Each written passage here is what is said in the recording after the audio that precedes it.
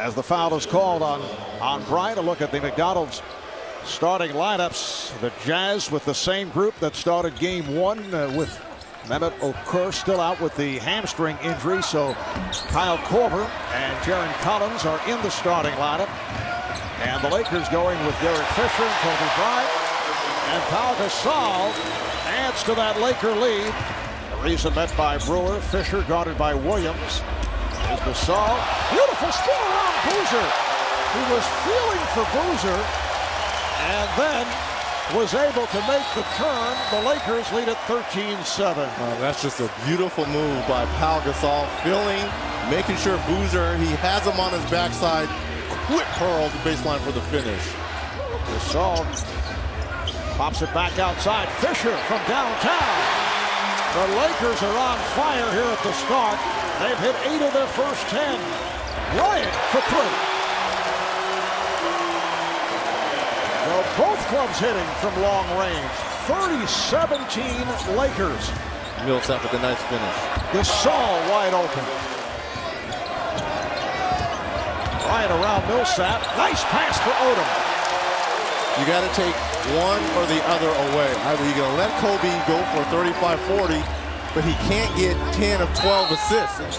I want to know where all this nastiness that Jerry Sloan was talking about already. The Lakers have 36 first quarter points to make it 38 with Pau Gasol getting ready to go to the line and make it 39. They gave up 30 points in game one in the first quarter, and already the Lakers looking at a 40-point first quarter against the Utah Jazz. Now Sasha Vujacic checks in for Kobe Bryant. Kobe sits down, 1 of 2 from the field, 4 assists. The Lakers 65 wins during the regular season, 65-17. Brown for 3. Jaylen Brown showing confidence, opens up an 11-point Laker lead. And again, Kobe Bryant only 3 points, but has 5 assists. Ended up with 8 assists in game one. And when he's getting everyone going like this is when the Lakers are at their best. It's no longer just Kobe Bryant. He has a supporting cast that can knock down shots. Boozer just checked back in. Able to get it to Williams. Darren Williams lost it from behind. Bryant came from the blind side.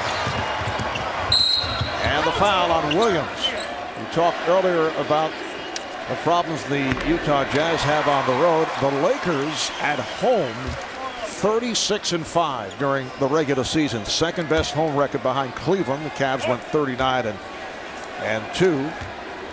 And the Lakers have won 10 straight against Utah here at Staples, including 3 second-round games last postseason. The Lakers beat the Jazz in 6 on the second round of the playoffs. Lakers get it down in a hurry.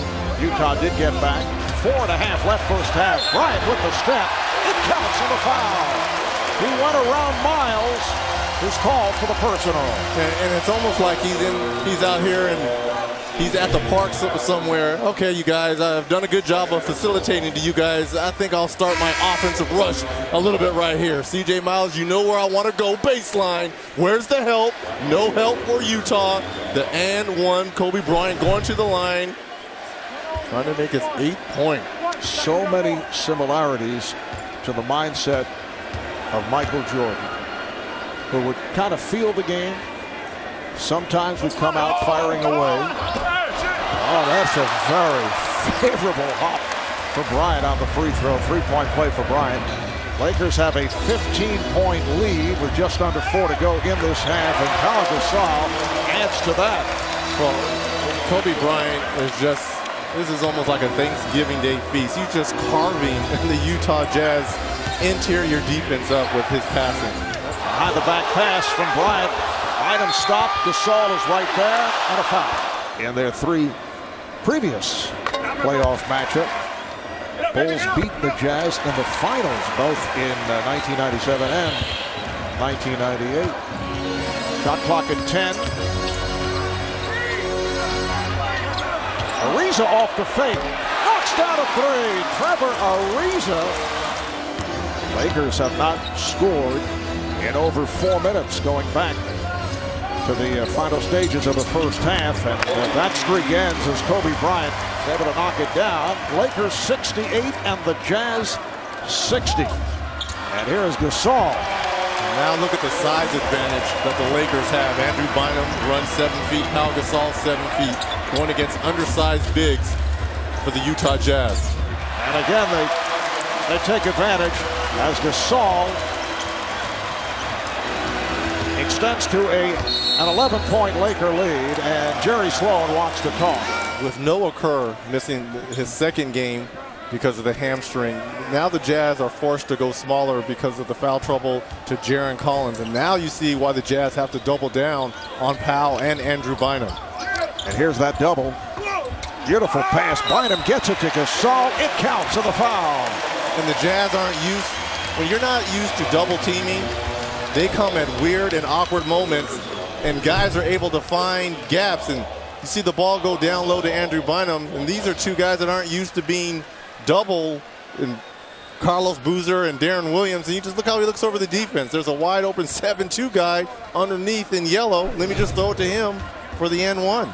Foul committed by Millsap. That's his third, and the Jazz are now over the foul limit. The Utah Jazz right back again within 6. Gasol. Pau Gasol is 9 of 11 for 22 points. And that would be most famous fan of a particular. People well-known For their personalities. Team. You think of the Lakers, you think of Jack. You think of the Knicks, as Kobe Bryant thinks of buckets, using the glass right there. Sasha Vujacic now in the backcourt along with Shannon Brown, although Kobe handling the ball. Here's Bryant, and a foul. It is on the Jazz. Well, Mark, we've been talking about our 40 games and 40 nights, and many of the NBA players don't miss a single game when they're playing or when they're not playing. Watch inside the NBA. They're talking to Kobe Bryant after his game Sunday. Remember, they had that early start, 12 o'clock out here. They asked him if he watched the other games. He goes, not really. And they go, what'd you do? He goes, I watched Electric Boogaloo with my 2 daughters. And they go, Electric Boogaloo? He goes, yeah, they like to jump up and down on the bed. He goes, Style and Profiling is my favorite song when they do that. So, I don't know what you were doing Sunday, Mar, but I know you weren't watching Electric Boogaloo. Bryant tried to put it between the legs. Brewer's done a nice job on him, not going for the fake, and then Bryant forces and hits. Oh, are you kidding me? I mean, if I'm Ronnie Brewer, it's almost like you got to throw in the towel. That is not right. Look at the footwork on both ends. Look at the defense, and doesn't pick up that pivot. Uses the spin move. That doesn't get him. All right, I'll just fade back and knock down this 21-footer. So Darren Williams will get a rest. C.J. Miles is back on the floor. Here's Shannon Brown. That's a 3 for Brown.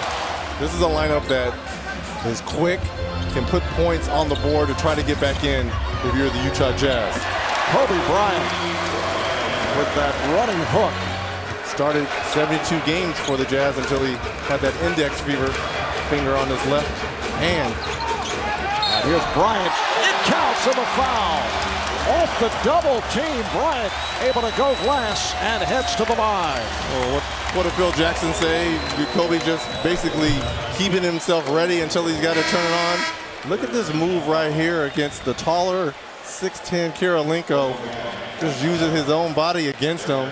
That's 3 Jazz players around Kobe Bryant. Uses the glass, gets fouled, and that's why this kid is the reigning MVP and has his team poised to try and get through this tough Western Conference. Foul was called on Millsap.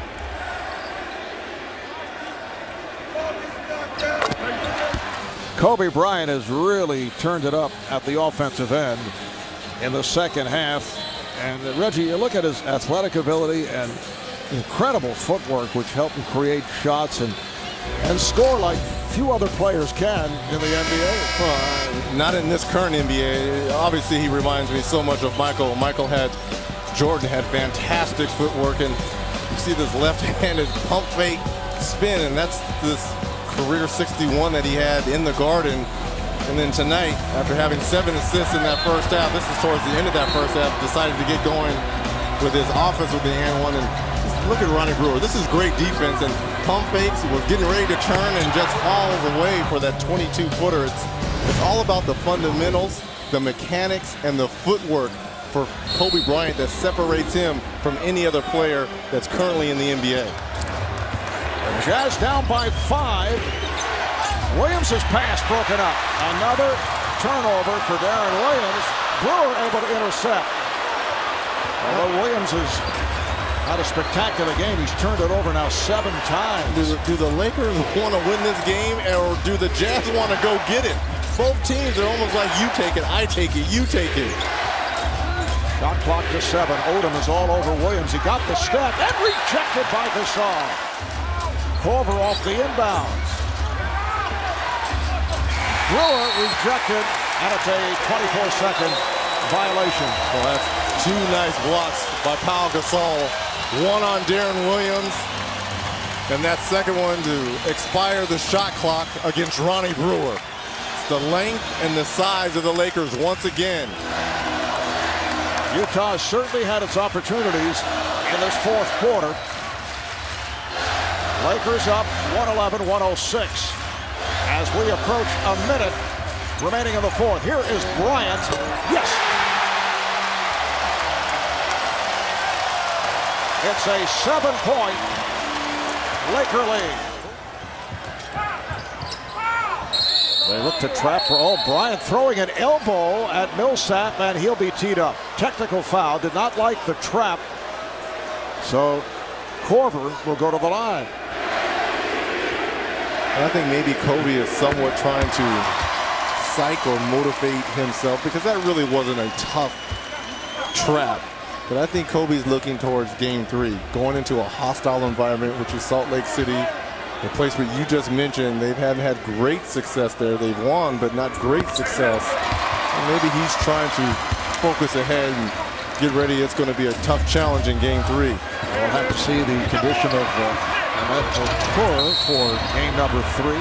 Here's what's coming up on TNT. Next, Inside the NBA, Ernie, Kenny, and Charles with a recap of tonight's playoff action. And on Wednesday, another playoff doubleheader, Miami and Atlanta. Game 2 followed by New Orleans at Denver. Coverage starting at 8 o'clock Eastern Time. Williams not able to hit that 3, and that will wrap it. Fisher just dribbles it out. The Lakers, in a solid performance, defeat the Jazz 119-109, and they take a 2-0